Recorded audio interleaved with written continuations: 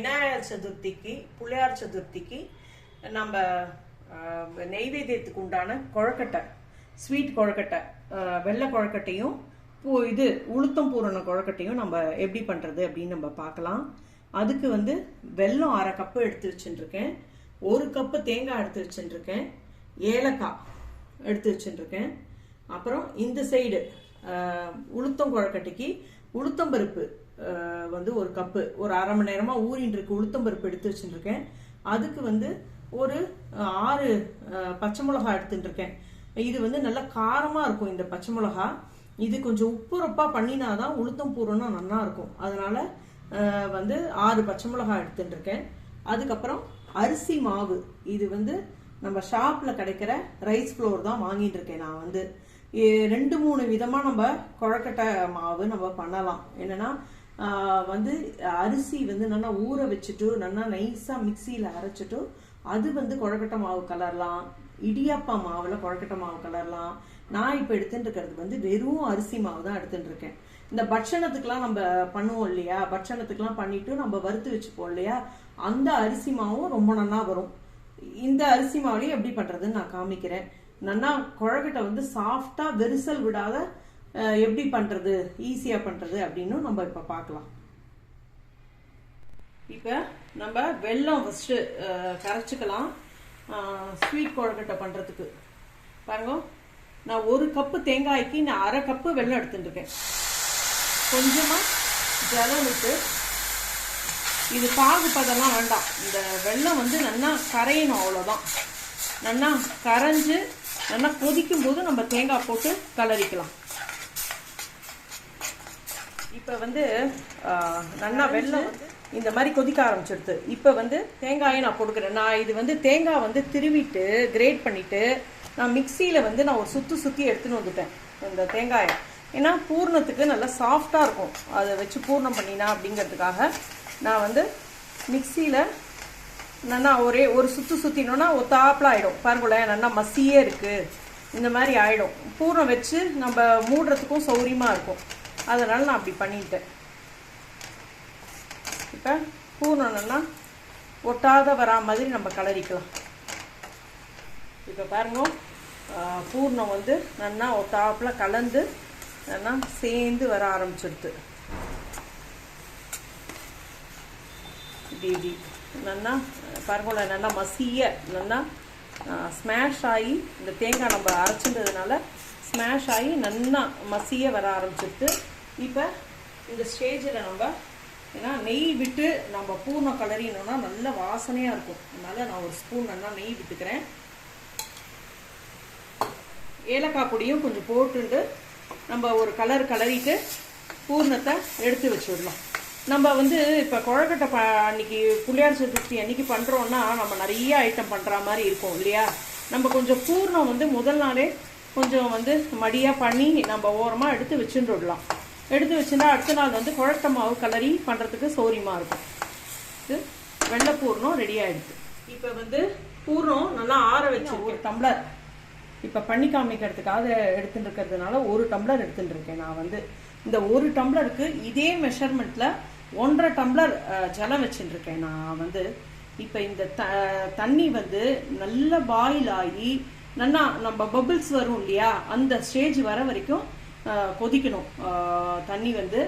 அப்புறம் அது கொதிக்கிறதுக்குள்ளேயும் நம்ம இங்கே இந்த உளுத்தம்பருப்பு ஊற வச்சிருந்தோம் இல்லையா, பச்சை மிளகா உளுத்தம்பருப்பு, இதுக்கு தேவையான உப்பையும் போட்டு நம்ம இதை அரைச்சுன்னு வந்துடலாம். இப்போ வந்து அந்த உளுத்தம்பருப்பு ஊற வச்சிருந்தோம் இல்லையா, உளுத்தம்பருப்பு பச்சை மிளகா உப்பு, அதுக்கு தேவையான உப்பும் நான் அதில் போட்டு அரைச்சுன்னு வந்துட்டேன். இதை வந்து நம்ம இந்த மாதிரி ஒரு பிளேட்ல போட்டு நல்லா பரத்தலா போட்டு இந்த இட்லி ஸ்டீம் பண்ற மாதிரி கொழக்கட்டை ஸ்டீம் பண்ற மாதிரி ஒரு 5 நிமிஷம் ஸ்டீம் பண்ணி எடுத்துன்னு வந்தோம்னா இது நல்லா வெந்துடும். இந்த உளுத்தம் பூரணம் வெந்ததுக்கு அப்புறம் நம்ம தாளிச்சு கொட்டி நம்ம வந்து கொழக்கட்டைக்கு ரெடி பண்ணும். உளுத்தம் மாவு அரைச்சுன்னு வந்ததை நம்ம குக்கர்ல வச்சு ஒரு 5 நிமிஷம் ஸ்டீம் பண்ணி எடுத்துக்கலாம். தீவிர நல்லா கொதி வந்துடுது. இப்போ வந்து நான் அப்படியே ஃபுல்லாக அடுப்பை வந்து நான் நல்லா சிம் பண்ணிடுறேன். சிம் பண்ணிட்டு இங்கே பாருங்க, இப்போ மாவு வச்சுட்டு இருக்கேன். இதை கொஞ்சம் கொஞ்சமாக நம்ம இதில் போட்டு நம்ம கலரிக்கலாம். நம்ம இந்த மெத்தடில் பண்ணும்போது என்னென்னா மாவு நல்லா சாஃப்டாகவும் வரும், உங்களுக்கு நல்ல பண்ணுறதுக்கு சாஃப்டாகவும் இருக்கும், ஈஸியாகவும் இருக்கும் நம்ம சொப்பு பண்ணுறதுக்கு. பாருங்க, மாவு வந்து நம்ம இதே மாதிரி கலரி இருக்கோம். இது அப்படியே நம்ம வந்து மூடி போட்டு மூடி வச்சிடலாம். மூடி போட்டு மூடி வச்சுட்டு நம்ம வந்து நல்லா கையாட்டி அதுக்கப்புறம் கொஞ்சம் ஆறினதுக்கப்புறம் நம்ம நல்லா கையாட்டி நம்ம பிசைஞ்சு எடுத்துக்கலாம். நம்ம இது அப்படியே நம்ம மூடி வச்சிடலாம். நம்ம இந்த மாவை நல்லா இழுத்து பிசைஞ்சுக்க போகிறோம். கொஞ்சம் கொஞ்சமாக எடுத்து நல்லா இழுத்து பிசைஞ்சுக்கணும். ஆக்சுவலாக அது ஜலம் விட்டு கொதிக்கும் போது வந்து கொஞ்சம் உப்பு போட்டுக்கணும். உப்பும் ஒரு ஸ்பூன் நெய்யோ எண்ணெயோ ஏதாவது ஒன்று எடுத்துக்கணும். வந்து நான் அதை பண்ணும்போது காமிக்க மறந்து போயாச்சு. இப்போ வந்து இதை வந்து நல்லா இழுத்து பிசைஞ்சுக்கலாம். மாவை நல்லா இந்த மாதிரி நல்லா நம்ம கையில் வேணால் நீங்கள் சூடு லைட்டாக இருந்ததுன்னா கொஞ்சம் ஜலத்தை அப்படி கையில் அப்படி தொட்டுண்டு இதை நம்ம நல்லா ஒத்தாப்பில் வரா மாதிரி நல்லா இப்படி பிசைஞ்சு விட்டுட்டோம்னா சொப்பு பண்ணுறதுக்கு நல்லா வரும். கொஞ்சம் எண்ணெயை விட்டுக்கணும். எண்ணெயை அதுமா தொட்டுண்டு தேங்காய் எண்ணெய் எடுத்து வச்சுட்டுருக்கேன். நீங்கள் எப்படி நெய் எடுத்து வச்சுக்கிறதுனா நெய் எடுத்து வச்சுங்கோ. இல்லைனா நார்மல் ஆயில் தேங்காய் எண்ணெய் வாசனை பிடிக்காதுன்னா நல்லெண்ணெய் பிடிச்சுன்னா நல்லெண்ணெய் எடுத்துங்கோ. அது உங்களோட சௌகரியத்தை பொறுத்து இருக்குது. பாருங்க, இந்த மாதிரி நல்லா இழுத்து நல்லா பிசையணும். அப்போ தான் மாவு வந்து நல்லா ரப்பர் மாதிரி வரும், நம்மளுக்கு பண்ணுறதுக்கும் ஈஸியாக இருக்கும். இன்னொரு செட்டு மாவையும் நம்ம இழுத்து நல்லா அந்த சூடு இருக்கும்போதே நம்ம இந்த மாதிரி கொஞ்சம் லைட்டாக கையில் ஜலத்தை தொட்டுண்டு சூடு இருக்கும்போதே நம்ம இப்படி கலந்து வச்சுட்டாதான் உங்களுக்கு வந்து அது ஒத்தாப்புலையும் ஆகும். அது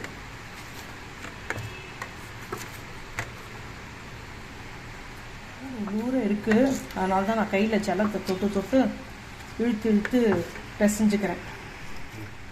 இப்போ இதே மாதிரி நான் எடுத்து மூடி வச்சுட்டுருக்கேன். நீங்கள் ஈரத்துணி போட்டு மூடி வச்சுக்கிறதுனால, ஏன்னா நிறைய மாவு இருக்கும் இல்லையா, நம்ம புளியார் சதுர்த்தி அன்னைக்கு நிறைய பண்ணுவோம். அதனால் வந்து ஈரத்துணி நல்லா துணியை நல்லா நனைச்சிட்டு நல்லா புழிஞ்சிட்டு ஈரத்துணியை வந்து அதை போட்டு மூடி வச்சோன்னா நம்மளுக்கு வந்து மாவு காயாத இருக்கும். இப்போ பாருங்க, புள்ளையார் பிடிச்சி எடுத்து வச்சு விடலாம். ஏன்னா முதற் கடவுள் இல்லையா விநாயகர். அதனால் நம்ம ஃபஸ்ட்டு பிள்ளையாரை வேண்டிட்டு நம்ம எந்த காரியம் செஞ்சாலும் அந்த காரியம் வந்து நல்லபடியாக முடியும் அப்படின்னு உண்டு. நீங்கள் பிள்ளையாருக்கு வேண்டிட்டு ₹1 எடுத்து வச்சுட்டு நீங்கள் பண்ண ஆரம்பிச்சீங்கன்னா எந்த காரியமும் தடங்கள் இல்லாத நல்லபடியாக நடக்கும். அதனால தான் சித்தி விநாயகர் பிள்ளையாருக்கு நிறைய பேர்லாமும் இருக்குது. நம்மளுக்கு அவருக்கு வந்து அன்னைக்கு நிறையா பிரசாதம் பண்ணலாம். நம்ம இது ஸ்வீட் கொழுக்கட்டை, உளுத்தம் பூர்ண கொழுக்கட்டை, எள்ளு கொழுக்கட்டை, அப்புறம் அந்த அம்மினி கொழுக்கட்டை, பால் கொழுக்கட்டை பண்ணலாம். அப்புறம் நெய் கொழுக்கட்டை ரொம்ப ரொம்ப விசேஷம். அப்பம் பண்ணுறது வழக்கம். சுண்டல் பண்ணுறது, கொண்டக்கடலை சுண்டல் பிள்ளையாருக்கு பண்ணுறது ரொம்ப ரொம்ப விசேஷம். அது மாதிரி சோமாஸ் பண்ணுவா. ஒவ்வொருத்தர் என்ன வழக்கமோ வாத்தில் அதெல்லாம் நம்ம பண்ணலாம். அதிரசம் வேணால் அதிரசம் பண்ணலாம்.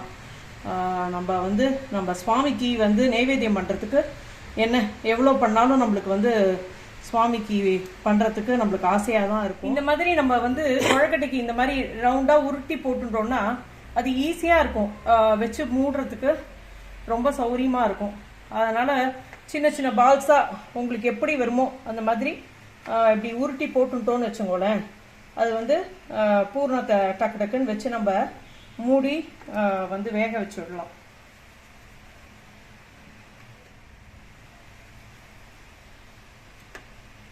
இந்த மாதிரி பூர்ணத்தையும் நம்ம சின்ன சின்ன இதே மாதிரி உருண்டையாக பண்ணி வச்சுட்டோம்னா நம்மளுக்கு அப்படியே கொழுக்கட்டை பண்ணி அப்படியே எடுத்து வைக்கிறதுக்கு சௌகரியமாக இருக்கும். இந்த தேங்காய் அரைச்சுட்டதுனால பாருங்களேன், உங்களுக்கு பூர்ணம் வந்து நம்ம என்னதான் நம்ம அந்த கிரேட் பண்ணி மெலிசா இது பண்ணால் கூட ஒரு சுற்றி எடுத்துட்டோம்னா அவ்வளோ நல்லா இருக்கும். கொழுக்கட்டை பண்ணுறதுக்கு ரொம்ப ஈஸியாக இருக்கும். பாருங்க, இந்த மாதிரி உருட்டி வச்சுட்டுருக்கேன். மாவும் பூர்ணமும் இந்த மாதிரி உருட்டி வச்சுருக்கேன். இப்போ இந்த ஒரு பிளேட்டில் கொஞ்சம் எப்படி எண்ணெயை தடவிண்டு, ஏன்னா ஒட்டாமல் இருக்கும் உங்களுக்கு, அதனால தான். இப்போ கொழக்கட்டை பண்ண ஆரம்பிச்சுடலாம் நம்ம.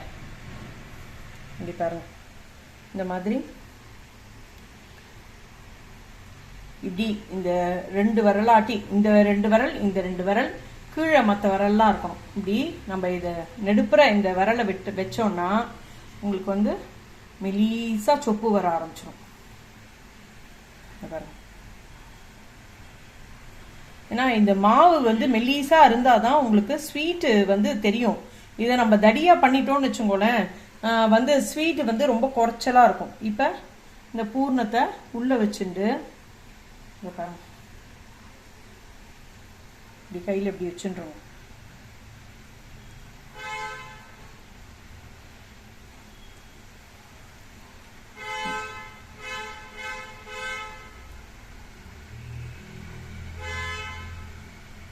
கொழக்கட்டை ரெடி ஆயிடுது. இந்த மூக்கு தெரிகிற மாதிரி நம்ம அழுத்தி வச்சிடலாம்.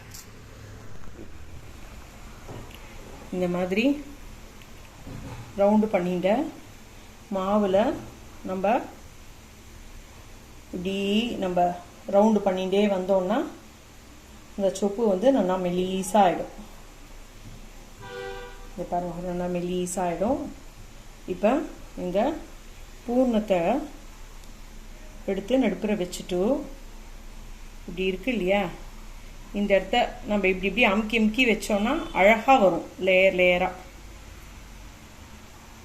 பார்த்தீங்கன்னா தெரியும். இப்படி நெடுப்புற நம்ம எடுத்துன்னு வந்தோம்னா இதுதான் கொழக்கட்டை. இப்போ நம்ம உளுத்தம் பூர்ணத்துக்கு நம்ம வந்து வேக வச்சிருந்தோம் இல்லையா, அது பாருங்க நல்லா வெந்துடுது. உளுத்தம் பூர்ணம் நல்லா வெந்துடுது. இது கொஞ்சம் ஆற வச்சுட்டு நம்ம தாளிச்சுடலாம். இப்படி கொஞ்சம் எண்ணெயை வந்து கையில் தொட்டுண்டு பண்ணினோம்னா இந்த சொப்பு வந்து விரியாத இருக்கும். இதை பாருங்க, இப்படி வருது இல்லையா, இப்படி இப்படி இந்த இந்த இதை ப்ரெஸ் பண்ணுறதுனால உங்களுக்கு அது உள்ளுக்குள்ளே நல்லா கிண்ண மாதிரி வர ஆரம்பிச்சிடும். நம்ம இப்படி பண்ணிகிட்டே இருந்தோம்னா கிண்ண மாதிரி வர ஆரம்பிச்சிடும். கொஞ்சம் பூர்ணத்தை இதில் வச்சுட்டு இப்படி எல்லா சைடும் இந்த மாதிரி கொண்டு வந்துட்டு இப்போ எல்லாத்தையும் சேர்த்து வச்சு நம்ம அந்த பூர்ணம் வெளியில் வராத மூடணும். இப்படி பண்ணோன்னா கொழக்கட்டை வந்துடுது.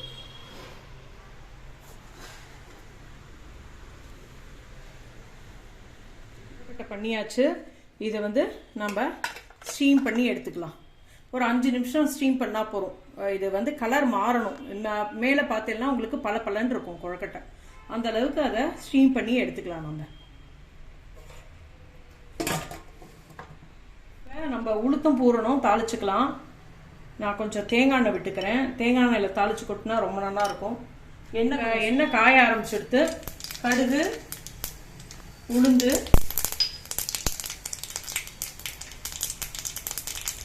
கொஞ்சம் கருவேப்பிலை போட்டுக்கிறேன்.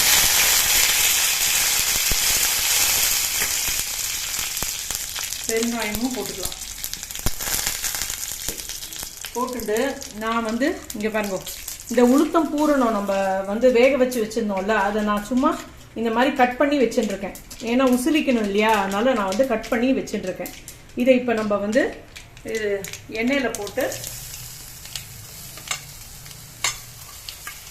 உசிலிச்சு எடுத்துக்கலாம். நம்ம இந்த மாதிரி இப்படி பண்ணி விட்டுட்டே இருந்தோம்னா ஒரு 5 நிமிஷத்தில் இது வந்து நல்லா சாஃப்டாக போயிடும் இந்த உளுத்தம் பூரணம். அதுக்கப்புறம் நம்ம பூரணம் பண்ணி கொழக்கட்டை பண்ணி இப்போ பார்த்தீங்கன்னா அந்த உளுத்தம் பூரணம் நல்லா உதிரியாகிடுது. இப்போ வந்து நம்ம இதில் கொஞ்சம் கொத்தமல்லி போட்டு இறக்கினா நல்லாயிருக்கும். இந்த சூட்டுலேயே கொத்தமல்லியும் போட்டு நல்லா கலந்து விட்டுடலாம். பார்த்தீங்கன்னா தெரியும், நல்லா உதிரியாக எடுத்து நல்லா கலரி விட்டுட்டு ஆற வச்சு இப்போ நம்ம உளுத்தம் பூர்ணமும் பண்ண ஆரம்பிச்சிடணும்.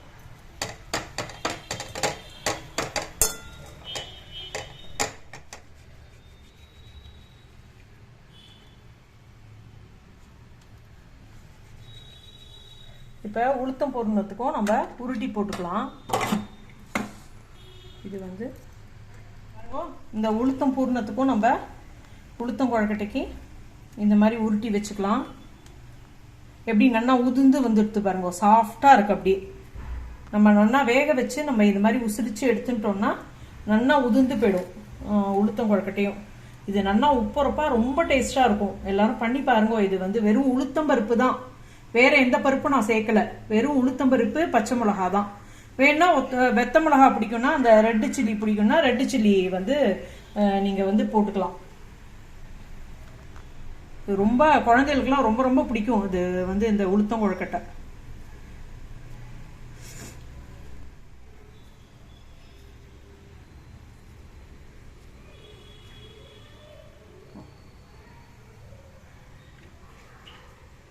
உளுத்தம் கொழுக்கட்டைக்கும் நம்ம இந்த பிளேட்டில் வந்து எண்ணெய் தடவிண்டு பாருங்க. இப்போ இது அதே மாதிரி தான். இது கொஞ்சம் வேறு ஷேப்பில் நம்ம பண்ண போகிறோம். அது நல்லா ரவுண்டாக பண்ணினோம் இல்லையா, இது வந்து கொஞ்சம் நீட்டமாக பண்ணணும். ஏன்னா வித்தியாசம் தெரியணும்ல, எது உப்பு கொழுக்கட்டை எது ஸ்வீட்டு அப்படின்னு சொல்லிட்டு வித்தியாசம் தெரியணுங்கிறதுக்காக நம்ம இதை கொஞ்சம் பெரிய சொப்பாக பண்ணிக்க போகிறோம். பண்ணிட்டு பெருசாக இருக்கும் போட்டு இதை வந்து இது இப்படி வச்சுண்டு இங்கே பாருங்கள், இந்த முனையை இது உள்ளே இப்படி அமுக்கிண்டு இந்த முனையை நம்ம இப்படி க்ளோஸ் பண்ணிக்க போகிறோம். இந்த இடத்த நல்லா இப்படி வச்சுண்டா இது பாருங்க, இது வந்து இப்படி மடக்கிண்டு நம்ம இப்படி அமுக்கி விட்டுட்டே இருந்தால் பார்க்க நல்லா இருக்கும் கொழுக்கட்டை. இதோ இந்த முனையை வந்து நம்ம இப்படி பண்ணணும். இப்படி பண்ணினா கொழுக்கட்டை வந்து பார்க்கறதுக்கு நல்லா இருக்கும்.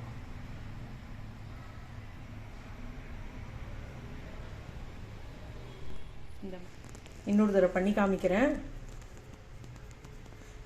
நம்ம மாவு மட்டும் நல்லா சாஃப்டாக ரெடி பண்ணி வச்சுட்டோம்னா கொழுக்கட்டை பண்ணுறதுக்கு ரொம்ப ரொம்ப ஈஸியாக இருக்கும். நம்ம இழுப்புக்கு அப்படியே ரப்பர் மாதிரி வந்ததுன்னு வச்சுக்கோங்களேன், கொழுக்கட்டை பண்ணுறதே தெரியவே தெரியாது. இப்போ கொழுக்கட்டையில் உளுத்தம் பூர்ணத்தை வச்சு இந்த முனையை இப்படி நல்லா மூடிண்டு இந்த எல்லா இடத்தையும் இப்படி க்ளோஸ் பண்ணிட்டு வரணும்.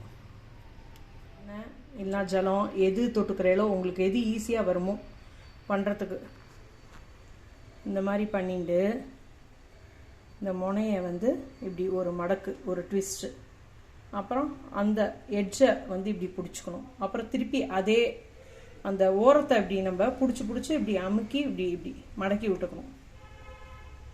அதுதான்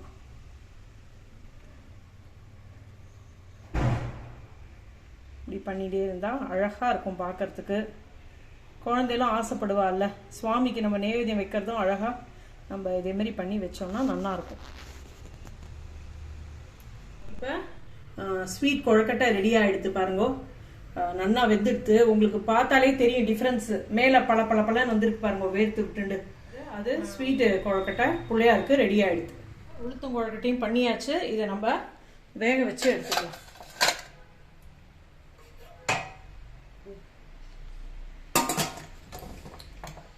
ஒரு 5 நிமிஷம் ஸ்டீம் பண்ணி எடுத்துக்கலாம். இப்போ உப்பு கொழுக்கட்டையும் ரெடி ஆகிடுது. பிள்ளையார் சதுர்த்திக்கு, விநாயகர் சதுர்த்திக்கு ஸ்வீட் கொழுக்கட்டை, உப்பு கொழுக்கட்டை ரெண்டுமே பண்ணி காமிச்சிருக்கேன். உங்களுக்குலாம் ஈஸியாக இருக்கும் அப்படின்னு நினைக்கிறேன். எல்லாரும் பண்ணி பாருங்க. பண்ணி பார்த்துட்டு எப்படி இருந்தது அப்படின்னு சொல்லுங்க. சப்ஸ்கிரைப் பண்ணாதவா சப்ஸ்கிரைப் பண்ணுங்க. மேலே இன்னும் என்ன பட்சணம்லாம் பண்ணி காமிக்க முடியுமோ நான் பண்ணி காமிக்கிறேன்.